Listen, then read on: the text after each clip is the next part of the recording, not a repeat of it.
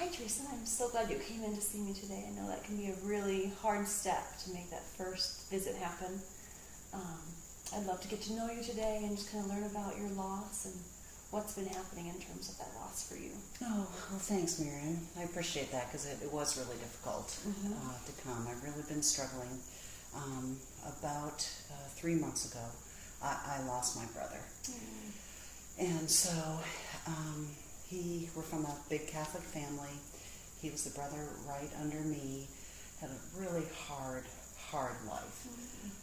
Became disabled at a really young age and went through a lot of teasing, and he lost his hip joint. And he was such a resilient kid. This is why I think we're just all so shocked. He got an infection. He lost his hip joint, and he was in a body cast in the living room for over a year. He was in ICU for months at a time when he'd get infections. And so when he got out, his leg was about 5 inches shorter than his other leg. Wow. And back then, I mean, this is in the 60s, he had to wear a shoe that was this tall and a full leg brace. Wow. He had no flexion in his hip. When I think about it, it just makes me want to cry. So here's this little kid with this massive apparatus on him, and every time he took a step, he'd step and he'd have to swing out his whole leg in the brace and would make this sound, and he was just tormented. You know, it was such a difficult thing. And of course, here we had him, so he's the third, and then there was lots of kids under him, you know, so it was just, he had a rough time. And it really sculpted him into someone with the most amazing sense of humor. And so when about a year ago, he had been, as you can imagine, he's gone through multiple hip replacements. He got addicted to prescription pain meds. And had written some false prescriptions. He was facing charges. He lost his job.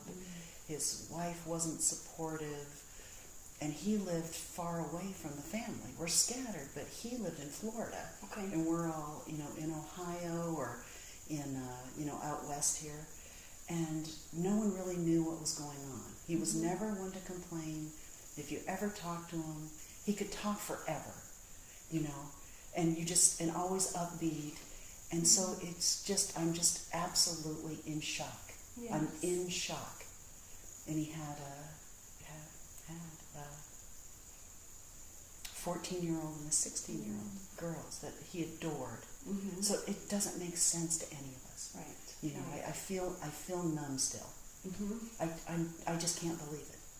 And the amount of guilt, you know, that my little brother, you know, that we could have rallied had we known. You know. So yeah, I'm just still numb after 3 months. And so Teresa, I don't know if I understood the prescription drugs. Is that what took his life? What he did was when he got caught and got into the court system, I think it was just too much for him to try to. So he overdosed on he took 2 bottles of lorazepam. Yeah, and mixed that with some alcohol. That sounds really devastating for that to have just happened. Yeah. And, you know, I thought I understood suicide. You know, that people would be in so much pain. And I certainly don't judge him. I don't. I mean, his pain must have been so deep for him to take his life. He loved his girls. But he must have been so desperate. And then without treatment, you know, without his job, he didn't have insurance. And yeah, it was that spiral, and we just didn't know the extent of it. I'm sure he was ashamed. He wouldn't have told any of us. And his wife is really not connected to the family. You know, so she wasn't sharing. They lived hundreds of miles away from anyone. And yeah, I just right here. I just feel it. Just Are you thinking about his pain, or what are you thinking about when you're feeling it right there? I'm thinking about his pain, and I'm also thinking, what could we have done? What could we have done? All my life, I took care of him. Sure. Whenever we went to visit, you know, and I did a lot of traveling in some of my other jobs, so I'd make it so I'd go down to Florida. Yeah. And he would need clothes, or he hadn't been out to dinner for months, or, you know, before he was married. He married pretty late. So it was always just taking care of him. Right. And I loved that. Right. You know, he looked up to me. Even though I'm only a year and a half older. You're still big sister. Still big sister. And he just had such a gentle soul. So for me to think the pain that he was in, it just devastates me. Right. I can understand wanting to be out of that pain. That I can understand. But that we didn't know. Sure. Yeah. It sounds like you're really close to him, but it was hard that you didn't know what was really happening. Yeah. And I think in our family, we're Italian, your family comes first. And you might not talk to someone in 6 months, but as soon as you talk to them, you know, it's like you've never been apart. Right. You know, you have that deep attachment as siblings. And our family was so crazy. We really bonded, you know, as siblings. And so I guess that's why I feel it's so difficult. Right. To know now what pain he was in and not to have been able to do anything. Right. Just feel helpless. Yeah. His desperation just would have had to have been. Of course, he wasn't thinking straight. So it's like, had we been there, had we known. Right. Yeah. You just know. Yeah. And then you have the devastation of his kids. My parents who are Catholic think now he's in hell because that's a mortal sin. Wow. You know, it's just. Yeah. And where are you at with that?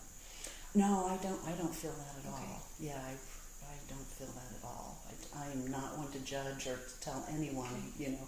And I know that wasn't his belief either. So it's comforting Comforting to me, but I think to my parents, I think they wish he had that belief, and then maybe he wouldn't have. You know, so there's just a lot of recrimination, a lot of anger of my parents, where I feel I don't feel angry with him because he would have been. How could you handle that much pain? Right. That's the only way he could handle it. Right. So I don't judge him for that. I just wish I could have done something. Right. You know? So, yeah, it's just, I can't just wrap my head around it. Because I just can't, I haven't grieved yet. I'm just numb and trying to make sense of it. Right. Trying to just keep it all together. Yeah. Yeah. Tell me about the day that did you get a phone call, or how did you find out about his death? Yeah, so we have 6 girls and 4 boys, and the brothers are all really close. Okay. So they live in different places, but they're always talking to each other. And my brother Mike, who's number 9, and AJ's number 3, that's the brother who we lost, and Mike called me, and he said, "Teresa, I need you to sit down." He said, "Something really awful has happened to AJ. Something really awful." And he couldn't even say it. So he sat on the phone and I'm like, "Mike, what? Right. What is it?" And I could just tell he couldn't say it without completely breaking down. And then so finally he said, "He's gone." Wow. And then he cried. And so then we talked about it, and I couldn't believe what I was hearing. So he was crying. How about you? How were you during that moment? Oh, that's a good question. You know, I think I was just so much in shock that, and it's difficult for me to get in touch with negative emotion. I was really numb. I just couldn't take it in. Yeah.